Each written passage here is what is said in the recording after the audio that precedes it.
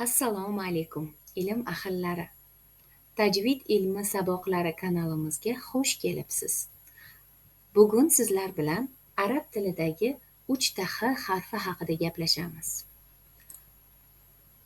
Arab tili o'zining boy fonetikasi va harflarning maxrajlari bilan boshqa tillardan ajralib turadi. O'zbek tilida asosan bitta yumshoq H va bitta qattiq H harfi bo'lsa, arab tilida bu harflar 3 tani tashkil etadi. Bu harflarni to'g'ri talaffuz qilish so'zning ma'nosini to'g'ri yetkazish uchun juda muhimdir. Bu harflar: birinchisi yumshoq H harfi. Maxraji tomoqning eng quyi qismidan, halqum tubidan, ko'krak qafasiga yaqin joydan chiqadi. Ikkinchisi H harfi. Maxraji tomoqning o'rta qismidan chiqadi. Uchinchisi X harfi. Maxraji tomoqning eng yuqori qismidan, ya'ni og'iz bo'shlig'iga yaqin joydan chiqadi. Yumshoq H harfi. Talaffuzi: o'zbek tilidagi havo, bahor, rahmat so'zlaridagi H tovushiga judayam yaqin, lekin undan ham yumshoqroq va erkin aytiladi.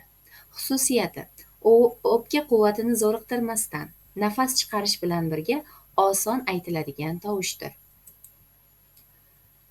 So'zda kelish holatlari: harom piramida, nahr daryo, vajh yuz.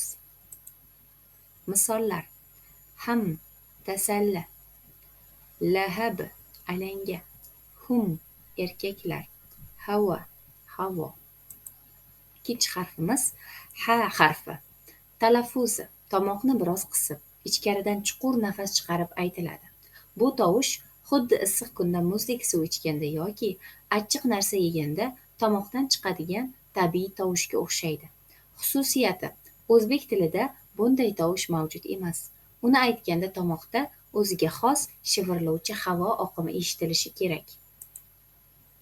So'zda kelish holatlari: hadiqa, hadiqa bog', muhabbah, muhabbah muhabbat, miftah, miftah kalit.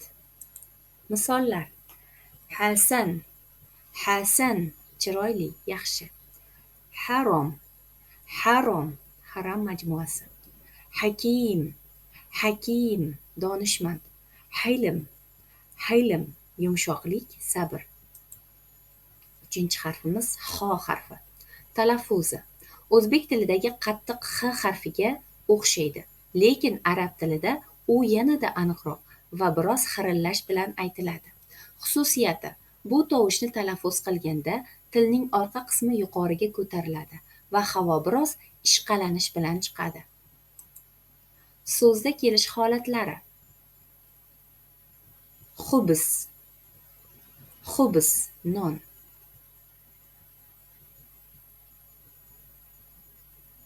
Maxluq, maxluq mavjudot. Battih, battih e'tibor bering, bu yerda to harfi kelgan. To harfi yo'g'on o'qiladigan harflarga kiradi, shuning uchun yo'g'onroq o'qiymiz. Battih, battih tarvuz.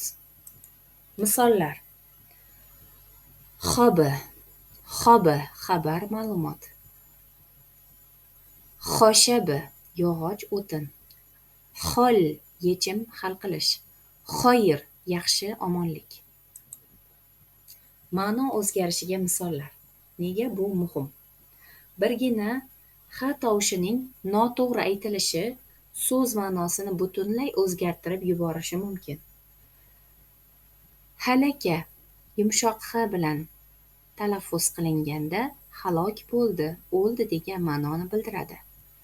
Agar biz uni o'rta H bilan talaffuz qilsak, halaqo, halaqo sochni oldi, qirdi degan ma'noni bildiradi. Agar biz uni qattiq X harfi bilan talaffuz qilsak, xolaqo, xolaqo yaratdi, Xudo tomonidan degan ma'noni bildiradi. Xulosa qilib aytganda, arab tilini to'g'ri o'rganish va o'qishda har bir harfning maxrajiga e'tibor berish eng asosiy shartdir. Eslab qoling: ha quyi tomoqdan yumshoq, ha o'rta tomoqdan qisilib, xo yuqori tomoqdan xirillab chiqadi. To'g'ri va mukammal talaffuz chiroyli nutq hamda ma'no aniqligi garovidir. Keyingi darsimizda ko'rishguncha omon bo'ling, kanalimizga obuna bo'ling, bizdan uzoqlashmang. Barchangizga rahmat.